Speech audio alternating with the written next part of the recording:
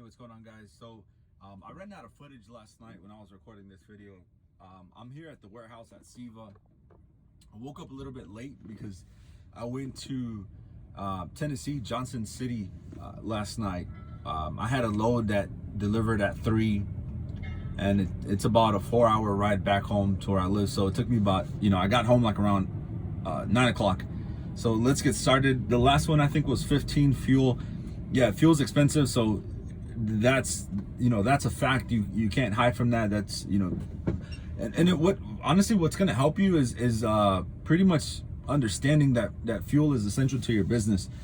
There's really no way out of it. There's no, you could try to fuel up at the cheaper spots, but ultimately, man, that's going to be something that you guys need to be aware of and consider for your business. All right, so number 16, it's okay to only do Amazon. So a lot of people, look down on Amazon, or and this is the reason, honestly. The reason they do that is because Amazon has so many like restrictions and so many rules to run with them that a lot of people refuse to want to work with them, because you have to be on time. You have to scan every single pallet. If you lose something or if you leave something behind, there's just it's so much unpredictable things. But honestly, like if you can stay organized, you're gonna win with Amazon. I mean, honestly, I know a lot of people who just do only Amazon. They do post a truck, they'll do like 1 or 2 loads per day during the day, and then they might do a night load, but they run Monday through Sunday. That's the thing with Amazon. You will have to run Monday through Sunday, and keeping your score up. When you keep your score up, you're pretty much, you could get those like 60-mile loads that pay $300, because at the same time, Amazon will send you to Alabama or North Carolina for the same amount of money if you have a bad score. So try to keep that score up, be on time, show up 30 to 40 minutes, hour early, and load your truck as fast as you can, check out, and get to your first stop as quickly as possible. Don't speed. I'm not saying speed. I'm saying, don't fuel, put fuel in, put def in, get your snacks, whatever it is that you got to do before you go to Amazon. Don't do that while you're en route unless you're early. Okay, so number 17. Oh, and by the way, number 16, I mean, I know a guy who literally just did Amazon only, and he's like jumping into a dump truck. I mean, I'm really like amazed by this guy. Like, actually, I reached out to him when I was new, and I really respect his hustle, man. He doesn't even live, I don't think he lives near like one of like the major city. I think he lives out in like the outskirts of Georgia. So for him to be, eating as he does, I mean, it's pretty amazing to see. So that's why I'm telling you guys, it's okay to do only Amazon. You just have to make it work for you. All right, so let's see. All right, so number 17, before getting insurance quotes, I would suggest, pull your own MVR report. And if you have any accidents or tickets, dispute those, or because Progressive will, like, let's say if you were in an accident, even if it wasn't your fault, they'll still list you as at fault, and you'll have to dispute that, and it takes some time. So, fix your credit, do what you got to do, because insurance is expensive, and that's a fact. All right, you can't run from that. All right, number 19. So when I was new, for some reason, I always felt in a rush. Like when you book a load, you don't need to speed to the warehouse. That's why I said dispatch from home early. And once you book the load, you don't need to speed to the warehouse. It's better to arrive safe than to get into an accident. Don't make these brokers make you feel like you have to speed to the warehouse, because they're not going to pay you if you get into an accident. And that's one of the things that I learned early on. I'm like, is this like, it felt like I was always in a rush trying to impress the broker. You don't need to do that. Arrive safely. That's one of the, and you guys will see once you guys get started, you'll see what I'm talking about. You don't need to speed just to get there on time. If it's late, it's not your fault. It's really, it's theirs for getting that load covered that late. So that's a big one, and you'll see what I'm talking about once you guys get started.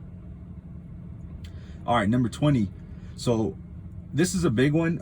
Sign on with companies who have last mile contracts. So when you hear last mile, a lot of people think dishwasher, dryer, all these heavy appliances, and that's not the case.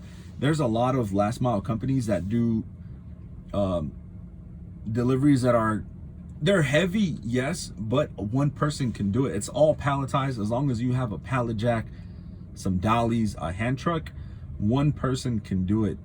I don't know, a lot, like the heaviest thing that I've taken was a jacuzzi or a hot tub, and I'm pretty sure, I mean, that thing weighed over 1,500 pounds, but I pretty much put it on the pallet jack, and I was good to go. All right, I think I'm next here, but let me hurry up before I lose my spot. But yeah, so one of the pluses of signing on with those type of companies is that their insurance is a lot cheaper. So for my reefer, I pay $1,300, maybe $1,500 for Progressive. When I try to bring on my new truck, Progressive wanted $3,000. I said, no, sir. So this is why I signed on to this company, because I pay about $100 per week. And I mean, the money's pretty good. So that's another, they also offer health insurance and workers' comp. So like if you're not quite ready, you can sign on to one of these big companies and work your way in. Once you save up enough money, you can definitely, jump out. But again, your MC might not be active. So that's one of the things you do have to keep in mind.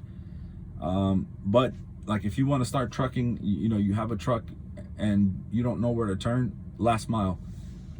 Like with Seva, a lot of stuff is some of the stuff is heavy, but one person can do it. I'm next, guys.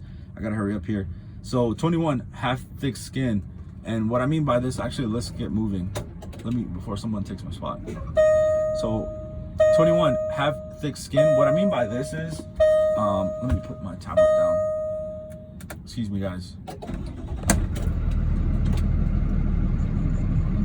Hopefully you guys can still hear me. Let's see here. One opened up. All right, two opened up. Right there? Okay. So a guy was just flagging me to go on this side. All right, so half thick skin. Man, I'll tell you guys. This is a big one for me, because I take offense to a lot of things easily. Like, I'm a pretty confident guy, but when people offend me, I get offended.